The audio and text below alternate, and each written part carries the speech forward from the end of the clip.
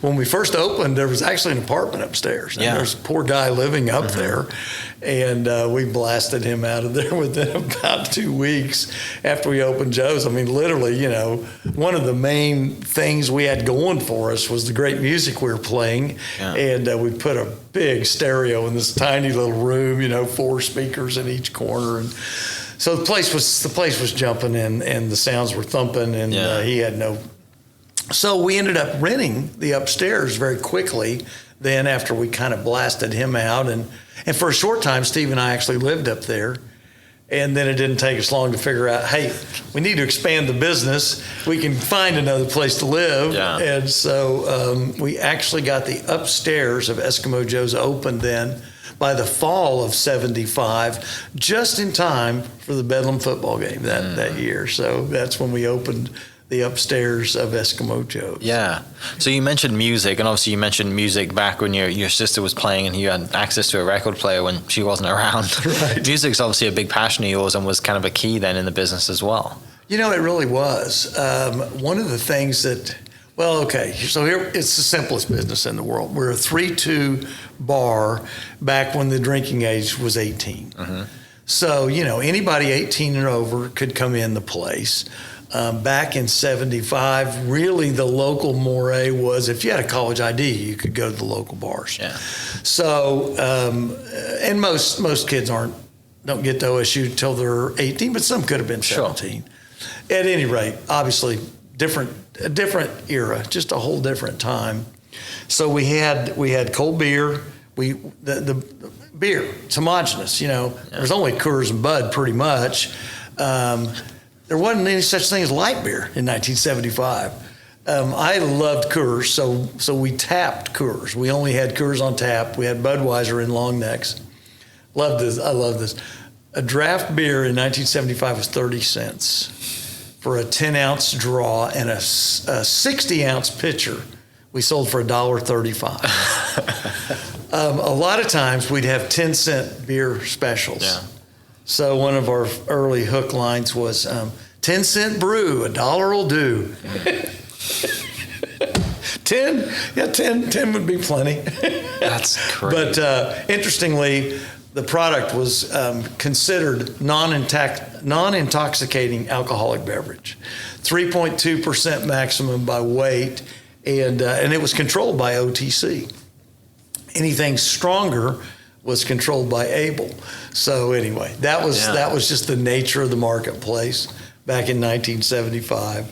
So what we had going for us was we wanted our beer to be the coldest. Certainly matched up with the name my original partner Steve came up with, Eskimo Joes. Yeah. You know, and people of course always ask, how'd you come up with that name? Well, Steve made it up, and I was like, really? What does that mean? Eskimo Joe's in Stillwater, Oklahoma.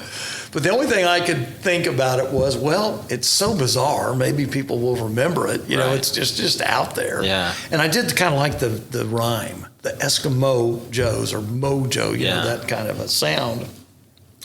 But most importantly, every time the name issue came up, all of Steve and all of our friends would start chanting, Eskimo Joes, Eskimo Joes. So I knew we were going there pretty quickly. But thankfully, you know, I had 3 hours of marketing at Oklahoma State University, so I figure that kind of makes me a marketing guru, right? You know, but I knew we needed a logo from my principles of marketing class, and I remember studying logos and that mark that would automatically conjure up our business in the heart and mind of our guests, with or without the name attached. I remember studying about the Coca-Cola logo being the most famous one in the world, and that, you know, people would know the logo, just even if they were blind, they could hold a Coke bottle in their hands, and even the shape of the bottle was so iconic and all that. Well, because that's in my mind, I'm thinking we've got to come up with a logo. But we had no idea where we would get a logo. Didn't even think of maybe an advertising agency or anything along those lines. But thankfully, Steve's younger brother knew a kid. Yeah. He said, hey, I know a guy. He's a freshman commercial arts student here. His name's Bill Thompson. I bet he could do it. Cool. Well, let's call him. So Bill drives up in front of Joe's, and he's driving a VW bus, you know.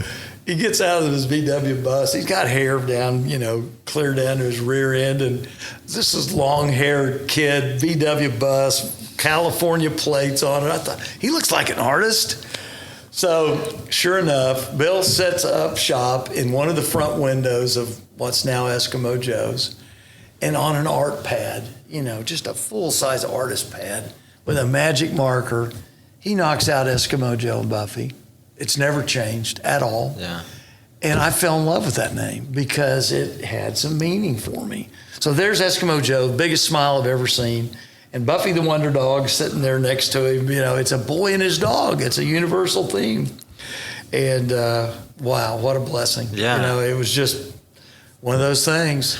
So I remember saying, Steve, I love it. What do you think? And he goes, it's all right.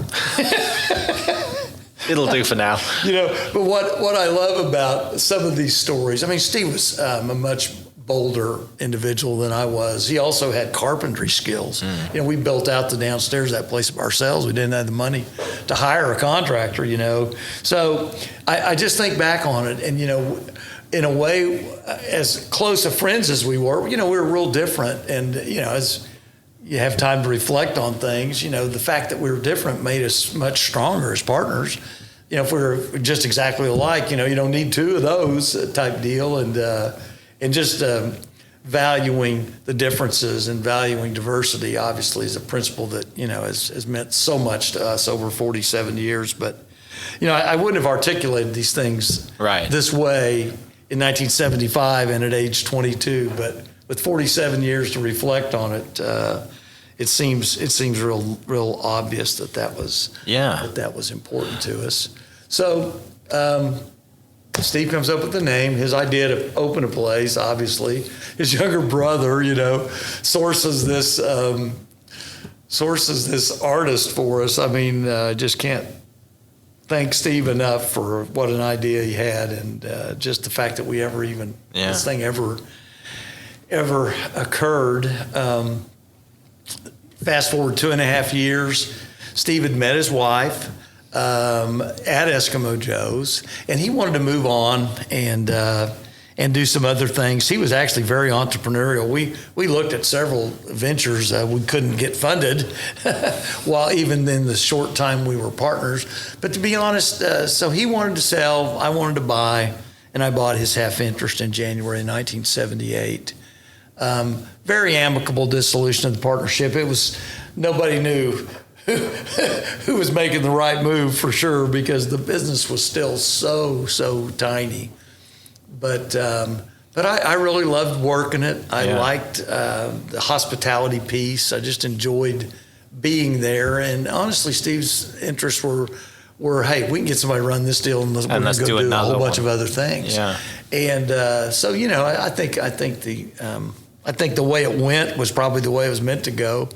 But at any rate, I did become the sole proprietor in January of 1978. Well, when Steve comes up with the idea and this is happening, well, I mean, is there many bars in Stillwater at this point? Was there much competition, or was it just like, hey, I'm going to open a bar because we think we should do, you know, a college campus always needs another bar? Yeah, there were several, and they were very successful. Yeah. You know, I mean, it was just, you know, something that was happening. Sure. Actually, there was a bar just a half a block east of us, the Gray Fox Inn, that was huge, and it was very, very successful. There's another one right across the street from us that was there then and remains today. And so, you know, it was kind of a scene, kind of a thing, to say the least. You know, I like to say, so much for market research, right? I mean, our deal was a 15-minute deal, but I guess we might have done a little market research in the years prior to graduating and opening. I had been in a few of those little honky tonks. Right. Yeah, exactly. I knew there was a market. Yeah, for it. You know there's a need somewhere, right? And how you can be a little different.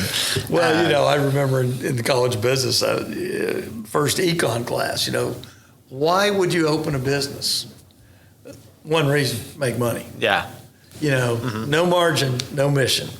if we're not profitable, we can't help anybody. We can't employ anybody. We can't do any good for the greater good. You can't stay in business. So, at any rate, we knew there was a market for beer.